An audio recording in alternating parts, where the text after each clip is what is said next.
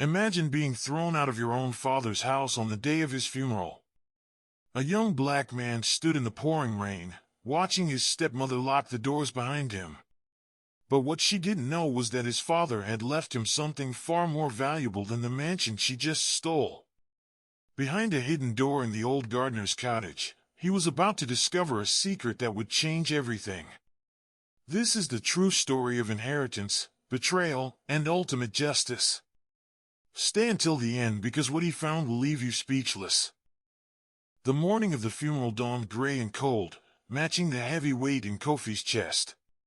He stood at the back of the crowded church, watching as hundreds of people filed in to pay their respects to his father, the man who had built an empire from nothing and raised him as his own son despite the whispers and judgment from their community. Kofi had flown in from Chicago, where he'd been working as an architect, barely making ends meet.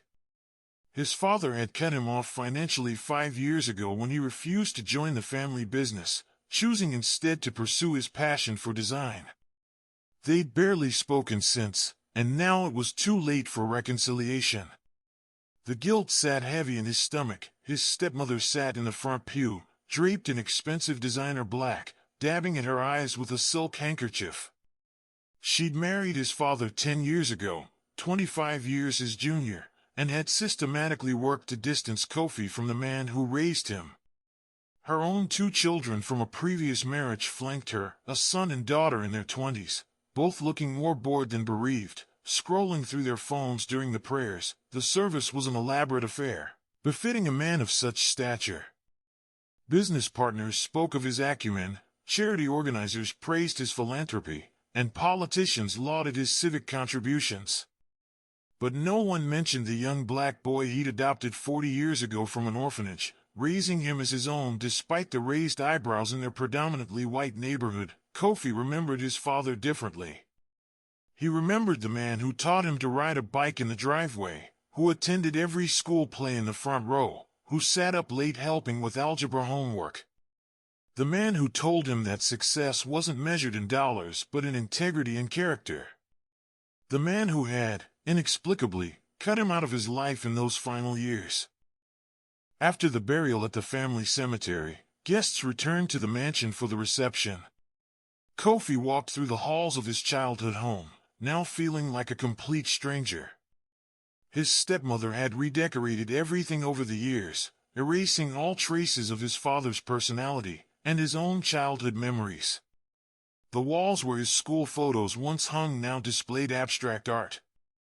The cozy reading nook was now a wine cellar. He found himself in his father's study, the door slightly ajar. He pushed it open and ran his fingers along the oak desk where he'd learned to read. The bookshelves were different, the comfortable leather furniture replaced with modern pieces, but the view from the window was the same, overlooking the gardens and the old stone cottage where the family's gardener had lived for decades. "What are you doing in here?" His stepmother's sharp voice cut through his memories like a knife. She stood in the doorway, flanked by her lawyer, a thin man with cold eyes and an expensive suit. "This is a private room. You have no business being here. I grew up in this house." "I have every right, had every right," she interrupted, her fake tears now completely dried, replaced with a cold smirk. Past tense. "Mr. Peterson, please proceed with the reading." The lawyer cleared his throat importantly and pulled out a thick document. "The last will and testament of James Edward Thompson has been filed with the probate court this morning. Mrs. Victoria Thompson receives the mansion, all associated properties, vehicles, and controlling interest in Thompson Industries with all its subsidiaries." Kofi felt his hands clench at his sides. This couldn't be happening. The stepchildren, Bradley and Sienna Thompson, each received trust funds valued at $5 million, to be distributed over 10 years with annual payments. His stepmother's children high-fived each other in the corner, completely inappropriate for the setting. No one seemed to care. Kofi waited, his heart pounding so hard he could hear it in his ears. His father wouldn't have left him nothing. Despite their estrangement, despite the silent years, surely there was something. Some sign that he'd mattered. some proof that their relationship had meant something. And to Kofi Thompson, adopted son, the lawyer continued, his voice almost bored, James Thompson leaves his personal effects, clothing, watches, and personal items, and the old gardener's cottage on the south edge of the property, including all contents therein. The room fell silent for a moment before his stepmother's laughter rang out, cruel and sharp. The cottage? That fallen down shack that hasn't been used in 10 years? How absolutely perfect. Your father finally showed you what you're really worth to this family. Her son smirked from the doorway, drink in hand. Guess you shouldn't have disappointed him, bro. Should have joined the business when you had the chance. Kofi felt his face burn with humiliation as he became aware of the stares. Guests were watching now, whispers spreading through the crowd like wildfire. The gardener's cottage was barely standing, a small stone structure that hadn't been occupied since the old gardener retired a decade ago. It was probably worth less than his student loans. Maybe $20,000 if he was lucky. You have 24 hours to collect your inheritance and vacate the premises, his stepmother announced loudly, clearly enjoying her moment of triumph. Several guests gasped, but no one intervened. After that, you're trespassing on private property, and I will have you arrested. This is my father's funeral. Can we at least show some respect? Your father's funeral is over, she snapped, her eyes cold. And so is your connection to this family. Security will escort you out. 2 large uniformed guards appeared, men Kofi didn't recognize. They weren't the friendly staff he'd known growing up. These were new hires, clearly loyal only to his stepmother. Ma'am, I really don't think this is appropriate, one of them began, looking uncomfortable.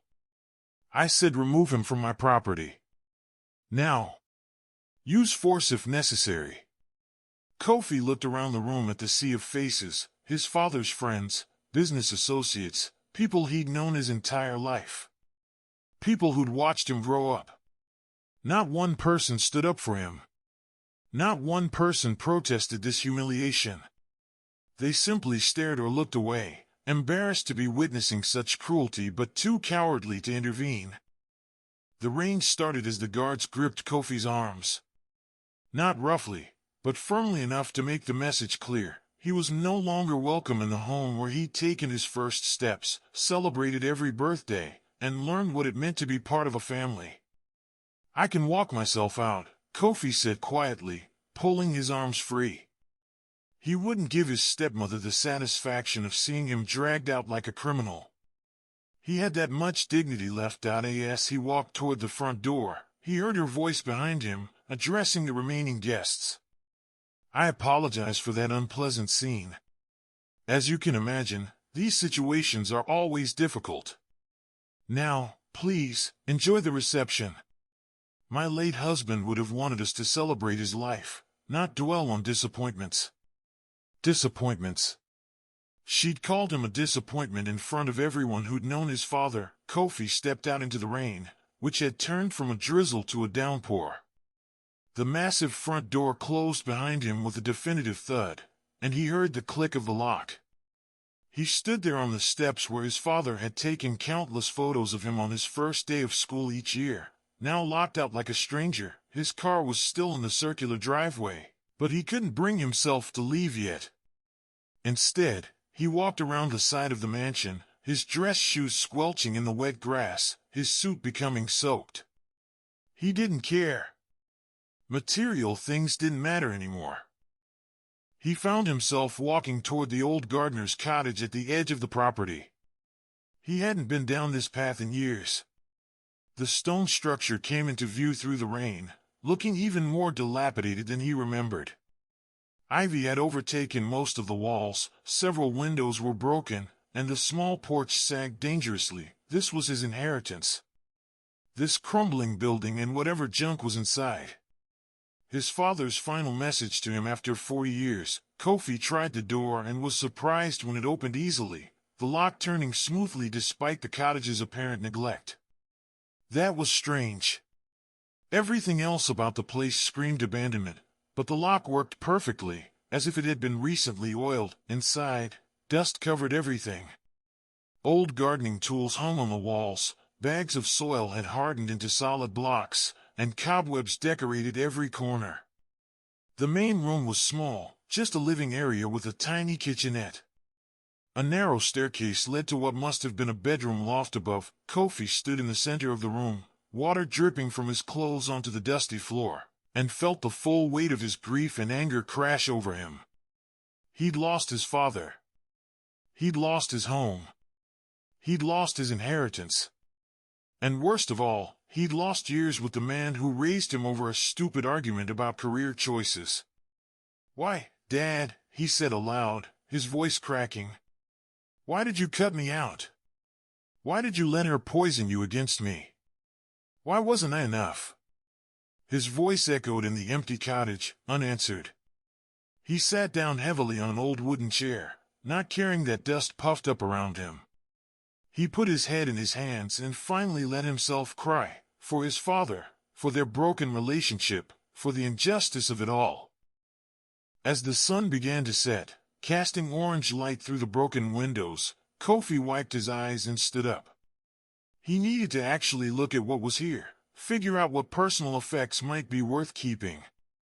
There had to be something of his father's here, some memento he could hold on to. He climbed the creaky stairs to the loft bedroom. It was mostly empty except for an old metal bed frame and a wooden trunk in the corner. He opened the trunk, expecting to find the gardener's old clothes or tools.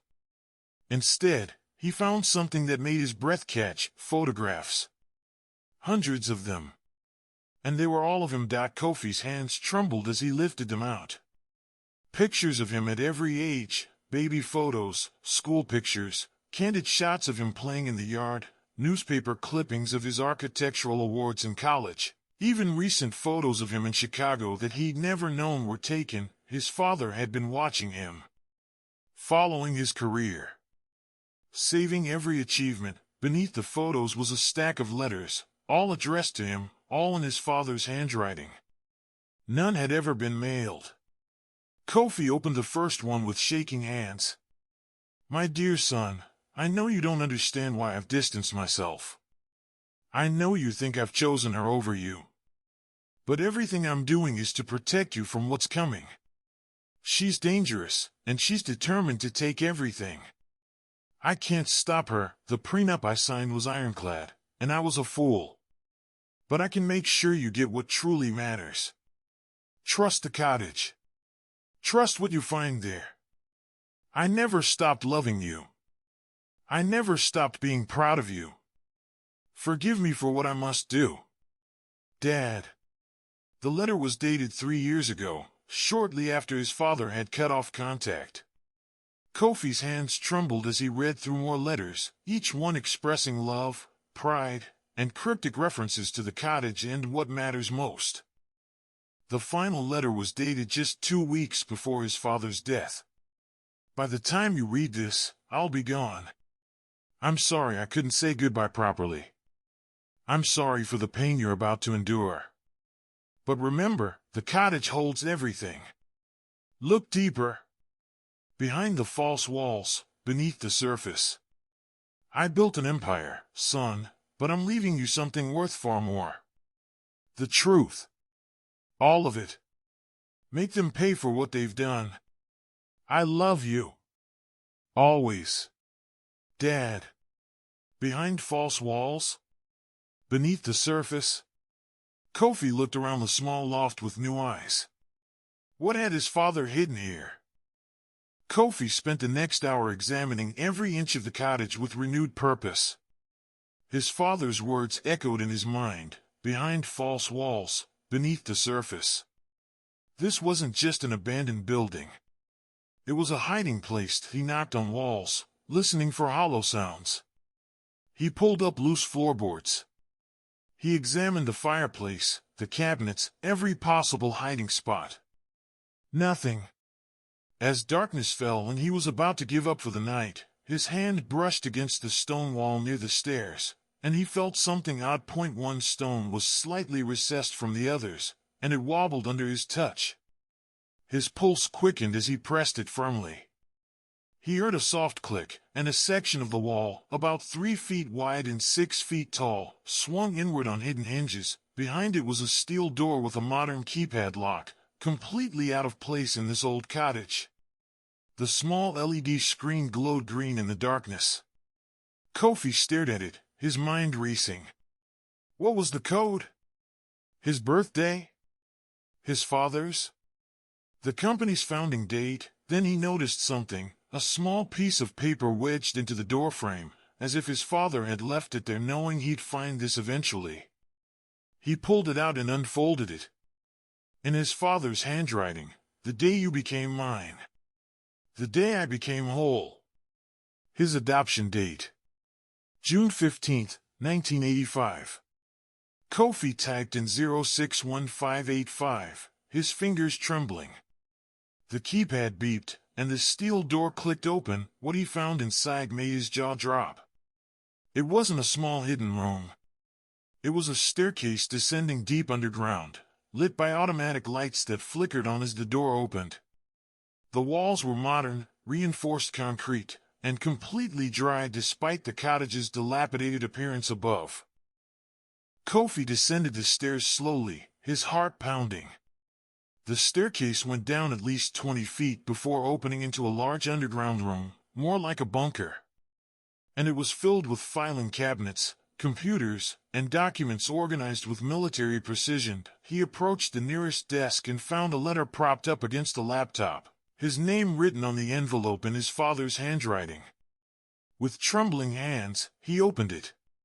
My beloved Kofi, if you're reading this, you've found my life's real work. The cottage above was always a facade. What I'm about to tell you will change everything you thought you knew about me, about our family, and about the business I built. I was not just a businessman. For the past 30 years, I've been documenting every illegal transaction, every bribe, every unethical deal that the industry around us has operated on, including, I'm ashamed to say, some of my own company's activities before I tried to clean it up. When I married Victoria, I didn't know who she really was. By the time I discovered the truth, it was too late. She's not just a gold digger, she's part of a sophisticated network that targets wealthy men, marries them, and systematically drains their assets while building cases for complete inheritance. She's done it twice before. Her previous 2 husbands both died under mysterious circumstances, and she walked away with everything. I have evidence of it all in this room. Financial records, recorded conversations, connections to organized crime. I also have evidence of her slowly poisoning me over the past 2 years. Yes, son, I didn't die of natural causes. The medical examiner who did my autopsy is in her pocket, another thing I've documented here. I couldn't go to the police. She has connections everywhere, including within law enforcement. I couldn't fight her openly without putting you in danger. So I created this, a complete archive of evidence that will bring down not just her, but the entire network she's part of. But I needed someone I could trust to finish what I started. Someone with integrity. Someone who couldn't be bought or intimidated. Someone who would fight for what's right, even when it's hard. I needed you. I'm sorry I pushed you away. It was the only way to protect you from her suspicions. She needed to believe you meant nothing to me, that you were cut out completely. Otherwise, she would have seen you as a threat and acted against you too. The cottage and its contents are legally yours. I made sure the deed was ironclad and separate from the prenup. Everything in this room is now yours. The evidence, the recordings, the financial documents. There's also something else. Kofi's hands shook as he set down the letter and looked around the room with new understanding. His father hadn't abandoned him. He'd been protecting him while building a case against the woman who'd poisoned him. He walked to the filing cabinets and opened the first drawer. It was meticulously organized with tabs labeled by date and subject.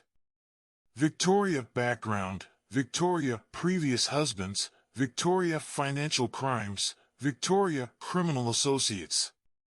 Each file was thick with documents, photographs, and printouts of emails and text messages. He pulled up a file on her previous husbands and sat down heavily in the desk chair. The first husband, a real estate developer in California, died of sudden heart failure at age 52. 6 months after marriage, Victoria inherited $20 million. The second husband, a tech entrepreneur in Seattle, died in an accidental drowning at age 48. Victoria had been married to him for 8 months and walked away with $35 million. Both cases had been closed quickly.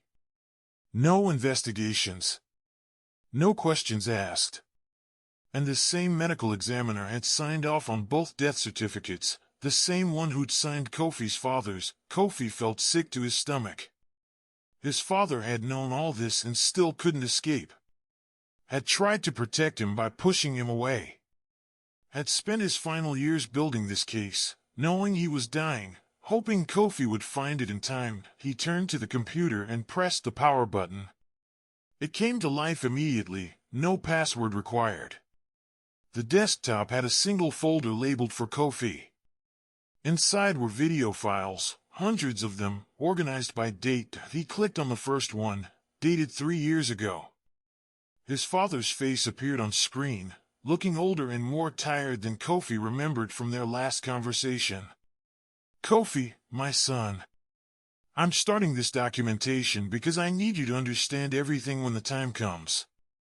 Today I discovered that Victoria has been accessing the company accounts through a backdoor her associate at the bank created. I've been tracking the missing money for months, and now I know where it's going. But more importantly, I found her first husband's autopsy report, the real one, not the falsified version. And I found the toxicology tests she paid to have buried. Kofi watched in horror as his father detailed everything he'd discovered. The videos went on for hours, documenting her crimes, her associates, her plans. In the later videos, his father looked increasingly ill, his hands shaking, his speech sometimes slurred. In the final video, dated just 3 days before his death, his father looked directly into the camera. Kofi, I don't have much time left. The poison has progressed too far, and I've chosen not to fight it.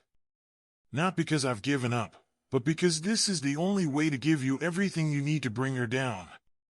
My death will be the final piece of evidence. I've arranged for tissue samples to be secretly preserved by a doctor I trust. The results will prove the poisoning, but only after probate is complete and the will is executed. She needs to believe she's won. I know you'll find this. I know you'll do the right thing. You've always had more integrity than I ever did. You chose your passion over money, principles over profit. That's why I'm trusting you with this. Not just to get justice for me, but for her other victims and for anyone else she might target. I love you, son. I'm so proud of the man you've become. I'm sorry for the pain I've caused you. But know that every harsh word, every rejection, every moment of distance was to keep you safe until this moment. Finish this. And then live the life you were meant to live. The one you chose. The honest one. I love you. The screen went black. Kofi sat in the darkness of the underground room, tears streaming down his face. His father had sacrificed everything, their relationship, his own life, to give Kofi the tools for justice.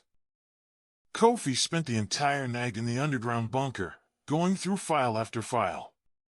The scope of what his father had uncovered was staggering.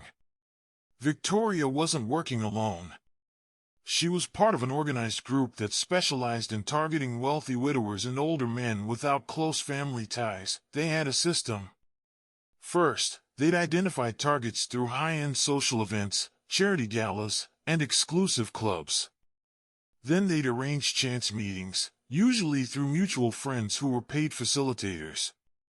The women in the group were trained how to appeal to lonely men, how to isolate them from their children and friends, how to gain control of their finances. But the darkest part was how they eliminated their targets once they'd secured maximum inheritance through wills and legal manipulations. Kofi found detailed notes about the poisons they used, slow-acting substances that mimic natural disease progression.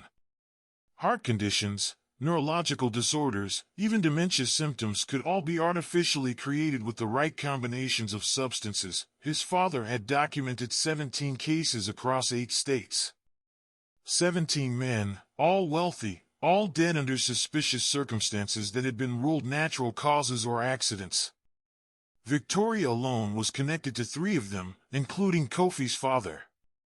The network had stolen over $300 million in the past decade, but his father had been meticulous.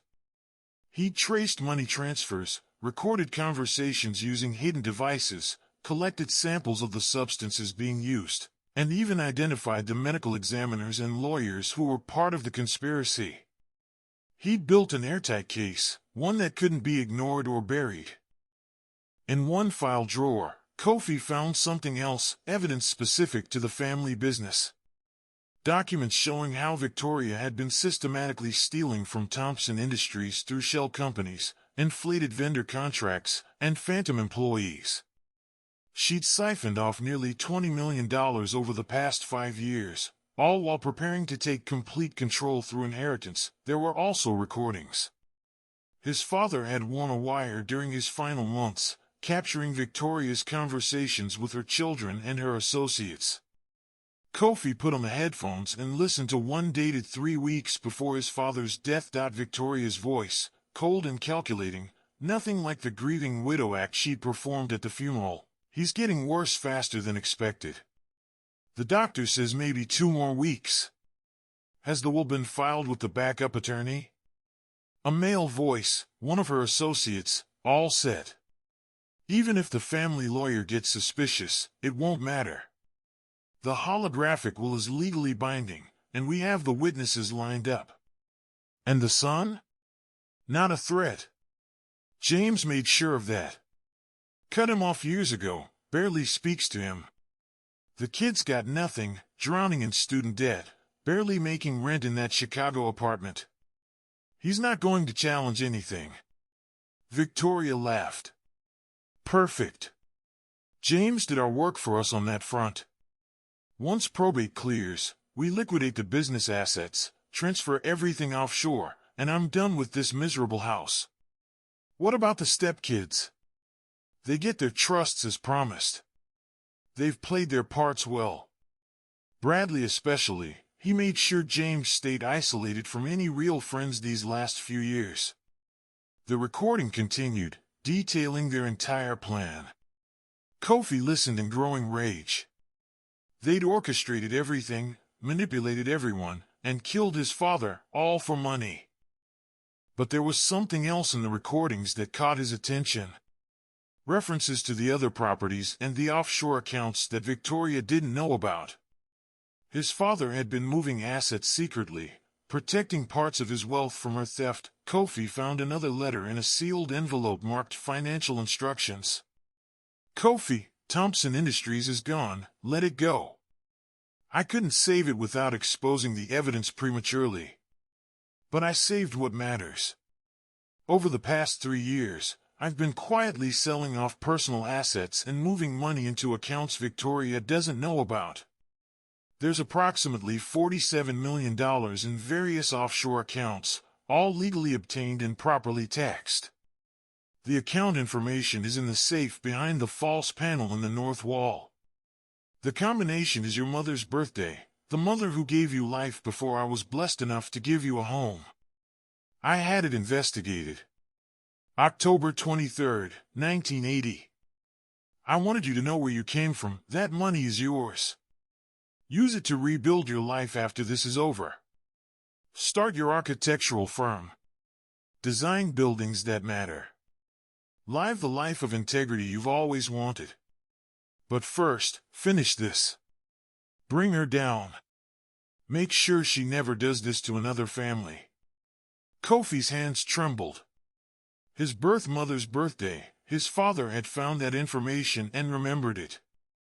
Even in planning his own death, he thought about connecting Kofi to his roots. He found the panel, entered the combination, and the safe opened.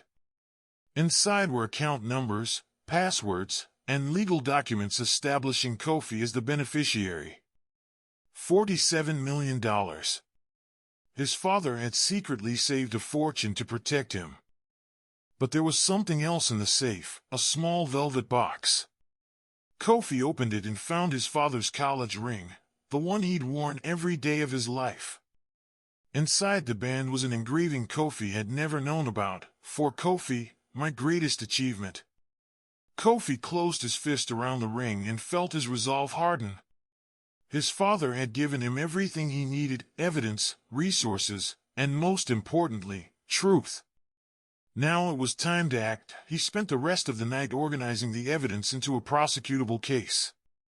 His father had done most of the work, but Kofi added his own analysis, cross-referencing documents, creating timelines, and preparing a presentation that would be impossible to ignore. By dawn, he had a plan. He knew exactly what he needed to do, who he needed to contact, and how to make sure Victoria and her entire network faced justice. But he also knew he had to be careful. These people had killed before. They had connections in law enforcement. One wrong move and the evidence could disappear, or worse, he could end up like his father. He made copies of everything, storing them in multiple secure locations. He contacted an investigative journalist his father had noted as trustworthy, setting up a dead man's switch. If anything happened to Kofi, the evidence would automatically be released to the media. Then he did something his father's notes had specifically recommended.